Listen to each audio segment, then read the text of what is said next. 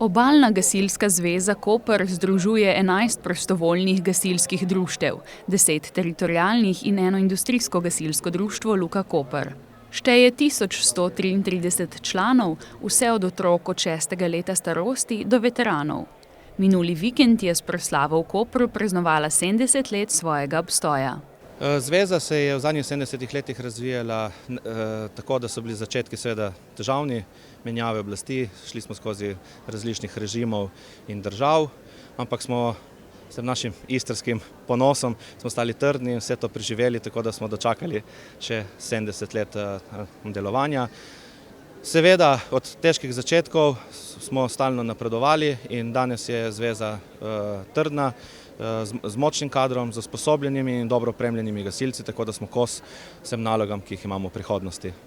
Organizirano prostovoljno gasilstvo ima v Sloveniji dolgo tradicijo in vsako leto se gasilcem po celi državi pridruži okoli 2500 mladih. Jaz mislim, da je ta tradicija zelo pomembna za naš trenutni obstoj in tudi za naprej, kajti s to tradicijo prenašamo vrednote in seveda tudi vse tisto, kar krasi gasilsko organizacijo, in želimo si, da mladi to na nek način sprejmejo, ta način življenja, in da tako teče zadeva tudi v prihodnje. Obalna gasilska zveza Koper je ob obletnici dobila novo gasilsko vozilo, ki ga bo uporabljala pri večjih intervencijah. Kako pa se namerava zveza razvijati v prihodnje? Največ poudarka seveda dajemo na mladini, saj to je naš bazen naslednjih generacij, tako da tu je se največ dela in dosti truda je in napora, da se mlade že v mladih letih nauči, kaj je sploh to gasilstvo, da dobijo tisti čut, tisti klic in da potem seveda, ko odrastejo, da ostanejo v naših vrstah in postanejo gasilci. V Sloveniji in tudi na obali imamo veliko prostovoljnih gasilskih društev in gasilcev, a njihov status ni idealen. Ja, s statusom gasilca je nekoliko težav, zaradi tega, ker je naš sogovornik na drugi strani država in resorna in druga ministrstva, vendar zadeva se premika in teče dalje. Tako da smo kar nekaj sprememb v zakonu tudi dosegli. Tako da jaz upam seveda, da za tem novim mandatom, ki smo ga začeli pred 6 dnevi, bomo potem seveda te želje naše po ureditvi statusa prenesli tudi na državo. No in moram reči, verjetno bo danes minister tudi na tej prireditvi objavil, da bo z novim letom steklo tudi potrebno zavarovanje vseh gasilcev, kar se mi zdi zelo pomembno, da so gasilci kljub temu, da opravljajo tako kritična dela, tudi ustrezno zavarovani in zaščiteni.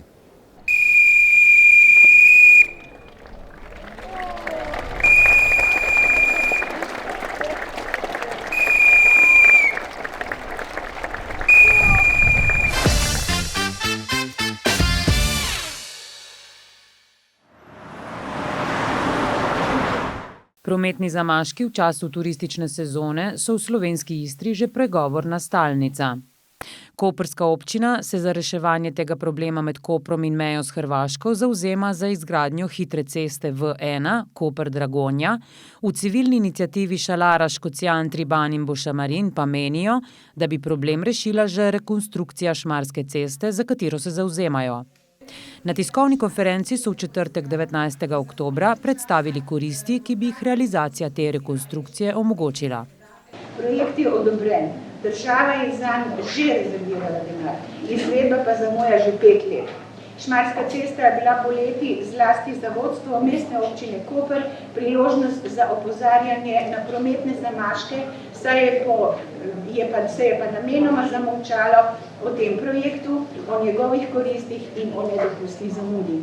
Navajali so le, da prometnih zamaškov ne bo le, če se zgradi nova hitra cesta V1 Koper-Dragonja in da se priprave vlečejo zaradi civilnih iniciativ, zlasti naše civilne iniciative Šalara Škocjan-Triban in Bošamarin, ki terja podrobno preučitev primernosti te trase.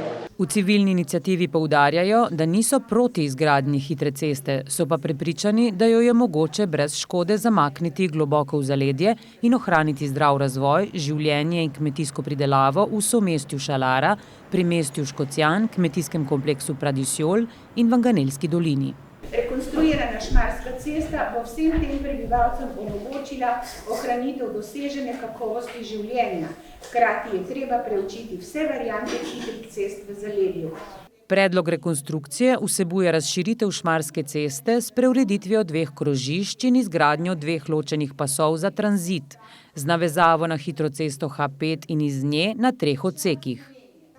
V civilni iniciativi zagovarjajo stališče, da bo rekonstruirana Šmarska cesta v veliki meri uspešno nadomestila po njihovem mnenju predrago in za okolje škodljivo varianto hitre ceste V1.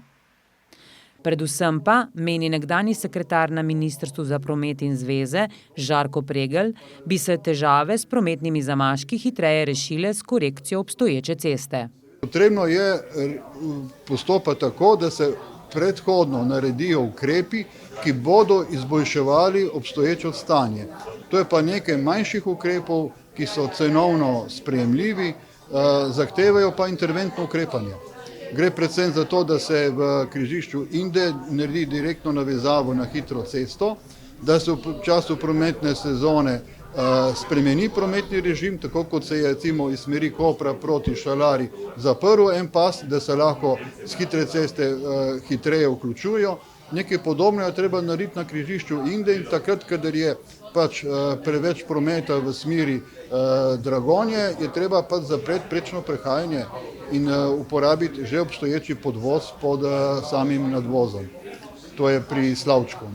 Tako da v bistvu taki ukrepi bi pospešili odvijanje prometa, ki se zdaj zaradi delovanja semaforja ves čas zaustavlja. Gre za zelo praktičen ukrep, ki zahteva majhne investicije, ampak je to kot nekakšna predhodna faza. Gradi se pa v smislu že izdelanih projektov. Pregl poudarja, da je največja težava v času ukrepanja. Do začetka gradnje hitre ceste bi lahko preteklo še 5 let, kar bi pomenilo konstantno obremenitev za ljudi, ki živijo na tem območju.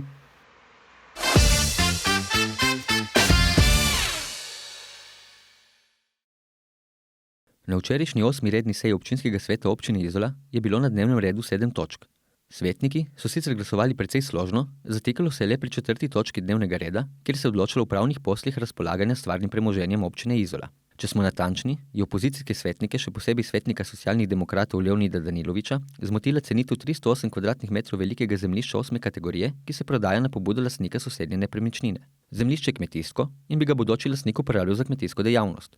Opozicijskega svetnika je zmotila uradna cenitev zapriseženega sodnega cenilca, ki znaša 61,60 evrov na kvadratni meter. Po mnenju Daniloviča bi si morala občina kot dober gospodar prizadevati iztržiti višjo ceno od ocenjene. Na pretirano podjetniško miselnost v dotičnem primeru ga je opozorila podžupanja Nataša Čerina in ga opomnila na njegovo glasovanje za to, da se zemljišče v Livadah, ki je gradbeno ter namenjeno gospodarski dejavnosti, proda za zgolj 142 evrov na kvadratni meter. Danilo Markočič se kot ponavadi pri omembi sporne prodaje ni oglasil.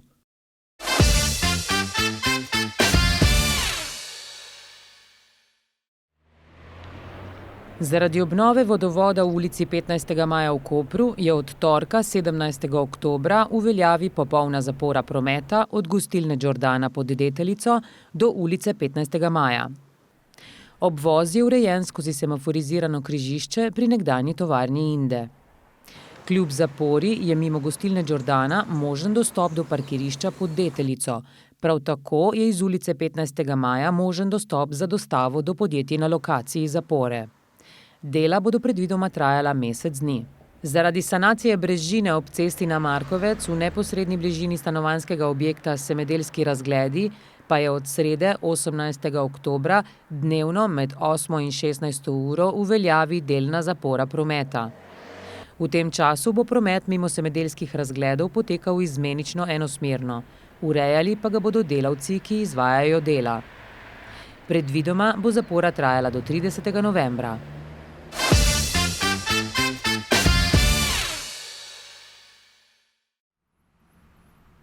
Kopališče v Žusterni je bilo zasnovano in zgrajeno v 60. letih prejšnjega stoletja in ga je do danes že dodobra povozil čas. Plažo so sicer večkrat dozidali, ampak od izgradnje nikoli ni bila temeljito prenovljena. Tudi do prihodnjega poletja do prenove še ne bo prišlo. Zavedati se moramo tega, da dela lahko potekajo med koncem enega poletja in začetkom drugega. Torej smo omejeni s časom in ne bi radi, da posegli samimi gradbenimi deli v čas poletne sezone oziroma kopalne sezone. Bomo rekli tako, kopališče je staro že več kot 60 let, že 20 let bi lahko rekli, da je bilo potrebno neke temeljite obnove, nažalost bo trajalo leto več. Koprska občina še ni uspela pridobiti vseh potrebnih dovoljenj, kar pomeni, da bi se dela lahko zavlekla tudi do sredine poletja, kar bi ogrozilo sezono. Župan Bržan prenovo obljublja ob koncu prihodnje sezone. No, načrtu smo imeli, da bi začeli za prenovo kopališča v Žusterni v letošnjem letu, takoj po končani poletni sezoni. Žal se ni šlo. Nismo uspeli pridobiti vsa potrebna soglasja, predvsem vodno soglasje za ureditev tega območja, zato pa mora počakati do naslednjega konca sezone. Prenova bo zajemala preplastitev betonskih plošč, ureditev kopališča s kamnitimi zidovi in dodatnimi drevesi, ki bodo zagotavljala senco. Skratka, urejeno se skupaj v enem nivoju z predvsem estetskimi izboljšavami, se konec koncev vstop v morje bo zelo podoben, kot je bil zdaj, vključno s tem, da se tudi bazen, ki je na nekem kritičnem območju, torej bazen, ki je pod vplivom plimovanja zelo blizu hudourniku, ki ob večjih nalivih povzroča neko tveganje, tudi zaradi varnosti se premika malo bolj proti večjemu bazenu, tako da bomo zagotovili tudi varno kopanje ali pa zelo neoporečno kopanje tudi samotrokom. Projekt prenove kopališča v Žusterni bo vreden okoli 1,5 milijona evrov.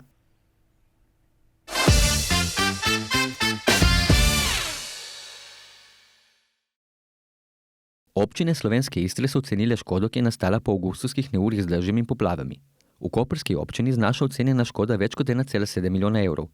Upoštevajoč tudi škodo v gozdovih in na vodotokih, pa številka naraste prek 2 milijona evrov. Torej, zaenkrat popisana škoda, kar se tiče infrastrukture, je 1,7 milijonov.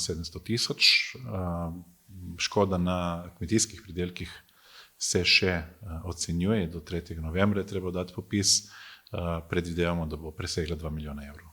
Občinska komisija je zabeležila škodo na 47 infrastrukturnih objektih, na 119 preostalih objektih ter na 56 kmetijskih zemljiščih. V izolski občini je bila škoda ovrednotena na nekaj več kot 700 tisoč evrov. Čeprav so bile poškodovane tudi stavbe v starem mestnem jedru, je največ škode nastalo na kmetijskih zemljiščih, kjer za več kot 400 tisoč evrov škode. V piranski občini je bila škoda ocenjena na malce več kot 1,2 milijona evrov. Glede na ocenjeno škodo se bodo predvidoma uporabila sredstva za odpravo posledic naravne nesreče na ravni države. Do 3. novembra občine zbirajo prijavo za škodo na kmetijskih pridelkih. Lastniki kmetijskih zemljišč lahko vlogo vdajo na uradnih spletnih straneh občin, morajo pa biti vpisani v register kmetijskih gospodarstev.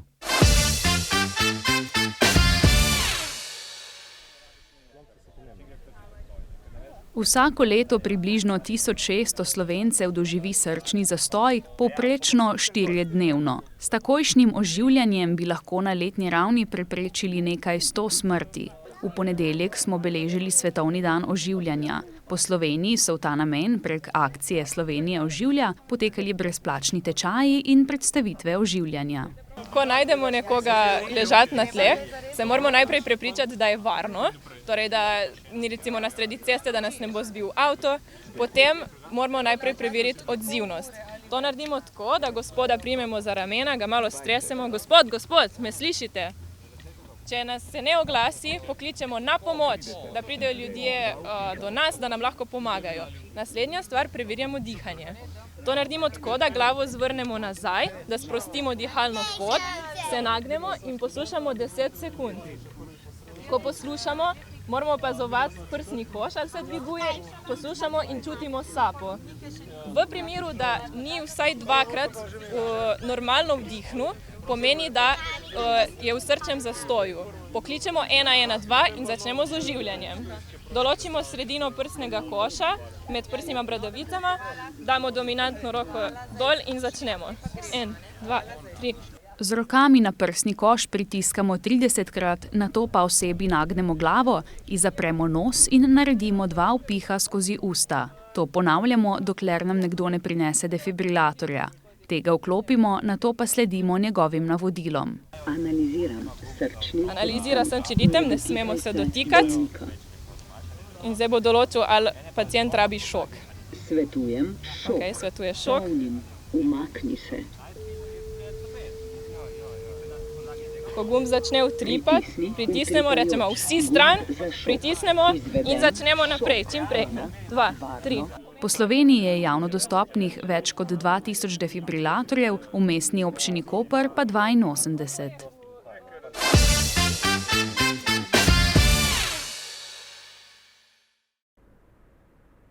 Ali bo Markovec končno dobil dvigalo?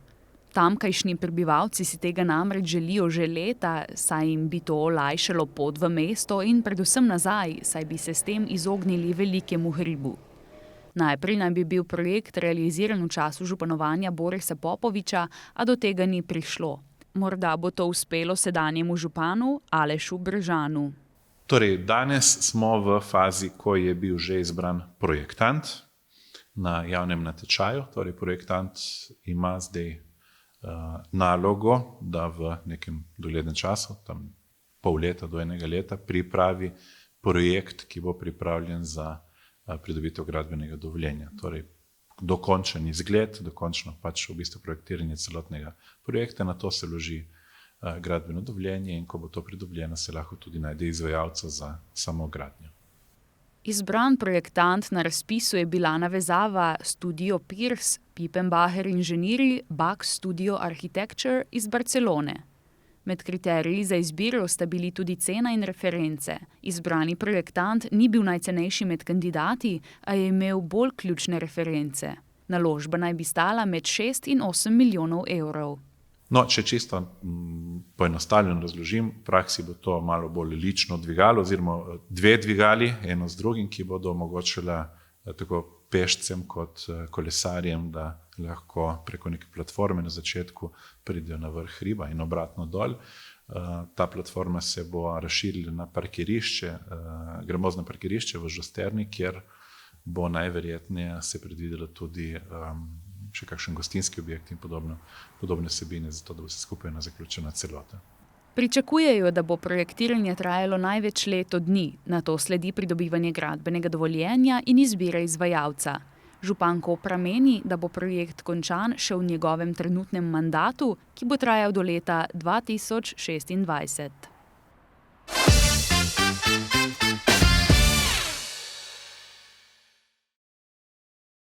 Univerza na Primorskem je pri študentskem domu v Prisojah prenovila dodatno stavbo in tako zagotovila 82 dodatnih ležišč.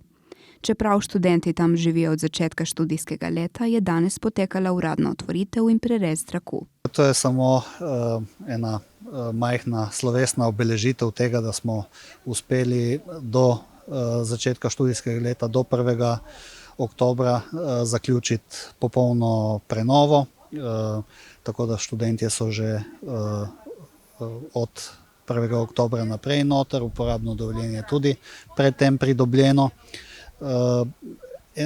Enostavno nismo uspeli najti termina v tekmi z drugimi dogodki ob pričetku študijskega leta, zato malo z zamikom to svečano otvarjamo danes. V novem delu so zgradili 38 novih sob, in sicer 23 večjih ter 9 manjših dvoposteljnih in 6 triposteljnih. Po besedah direktorja cena najema postelje v povprečju stane okoli 133 evrov.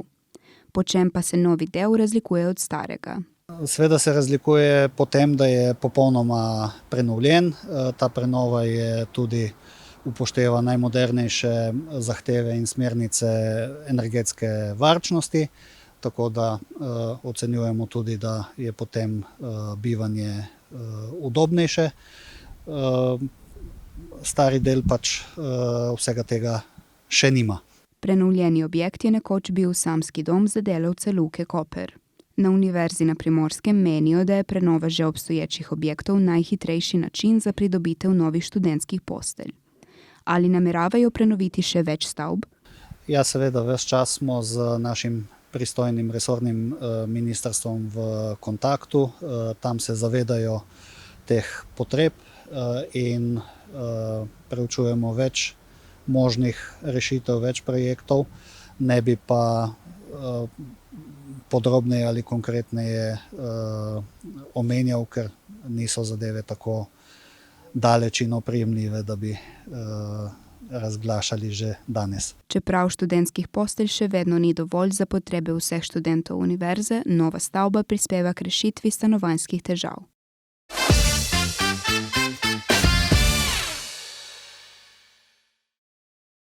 Nismo bili prepričani, kako je Taylor Swift uspelo prodati toliko vstopnic za njeno turnejo, če je cena ene vstopnice dosegala tudi več tisoč evrov.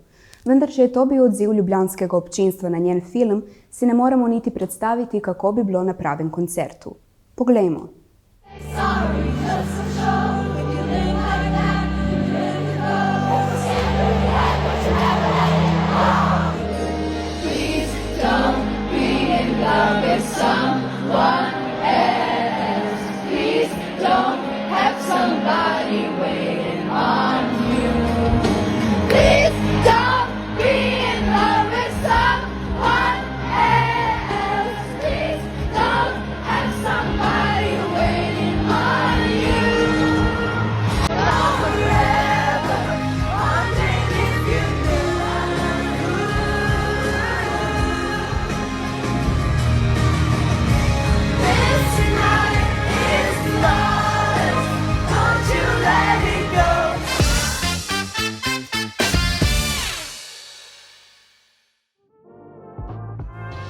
Pozdravljeni v še eni epizodi Kulturnega napovednika. Da bi izpodrinili pogost ulični rek, na obali nič ne dogaja, smo pripravili jagodni izbor dogodkov, ki se bodo v prihodnjem tednu odvili. Že nocoj na petek 20.10. se lahko ob 21. uri odpravite v klub Pergola v Portorožu, kjer bo kultni obalni DJ Lovro ob svoji 35. obletnici postregel s skladbami iz 80. let v spomin na legendarno portoroško življenje. Zaželjena bela, šik in disko kič oblačila in oprave so vpis dogodka pripisali organizatorji. Že naslednji dan pa se lahko udeležite nekoliko kulturnejšega dogodka. V Centru mladih Koper bo namreč potekal natečaj za neuveljavljene glasbene skupine CMK Studio Live Volume 4. Trije finalisti bodo dobili možnost snemanja svojega avtorskega dela v studiu pod vodstvom producenta Andreja F. Pričetek ob 21. V nedeljo 22.10. pa ob 19.30 sledi še kulturnejši dogodek. V Auditoriju Portorož se bo odvil jubilejni koncert ob 40. obletnici delovanja Obalnega komornega orkestra. Disko kič oblačila tukaj ne pridejo v poštev. Ponedeljek 23. oktobra ob 18.30 pa se bo na Izolskem largu pri Špini spustilo filmsko platno, kjer bo potekal prvi in morda zadnji ulični filmski festival. Baziral bo na krajših dokumentarnih filmih nastalih v Izoli in okolici. Festival bo trajal vse do petka 27. oktobra. No tako, vsak dan ima kdo rojstni dan in vsak dan ima nekdo ali nekaj obletnico. 60. letos praznuje Društvo prijateljev glasbe in ob tej se bo v torek 24. oktobra odvil 8. koncert Amabile, ki bo potekal kje drugje kot v protokolarno prireditveni dvorani svetega Frančiška Asiškega. Nastopil pa bo rezidenčni ansambel in solistka violinistka Nika Toškan. Vabljeni ob 19:30. V petek 27. oktobra se vrsti kar nekaj večjih dogodkov. Prireditveni šotor v Koštaboni se bo ob 20. uri prelevil v pravo jugovsko rock nostalgijo. Na koncertnem meniju bo riblja čorba, dušo pa si bomo lahko posladkali s skladbami Crvene jabolke. Vzporedno pol ure kasneje bo oder Hangar bara v Izoli zasedel veliki Tulio Furlanič v spremstvu še večjega 3 big band orkestra. V spomin na njegove zlate čase prisluhnimo skladbi Anita ni nikoli. Narobe sem napisal, zdaj mi je žal, in če takrat bi vedel, se ne bi igral. In ne bi sploh napisal tistega grafita, da vsi ti govorijo, če reče nisi sita. A jaz sem le napisal tako zaradi rime, ker veš, da na Angelika se nič ne prime. vsem Anita, ker lepše se konča in hitro najdeš rimo, se vsak jo že pozna. Anita, Anita, Anita ni nikoli, hej, Anita nikoli. Če vam rok veterani ne odgovarjajo, pa se še vedno lahko napotite v Center mladih Koper, kjer se boste zvrstili še 2 glasbeni zasedbi, 3D Prasci in Cona 40. Pred katerimkoli koncertom pa se lahko v gledališču Koper ob 20. uri udeležite gledališke premiere večno aktualne usodne ljubezenske zgodbe Romeo in Julija. Za ta teden je to iz naše strani vse. Napovednik dogodkov si lahko preberete tudi v naši zadnji izdaji Megafon časopisa ali pa na naši spletni strani www.megafon.si. Do naslednjič.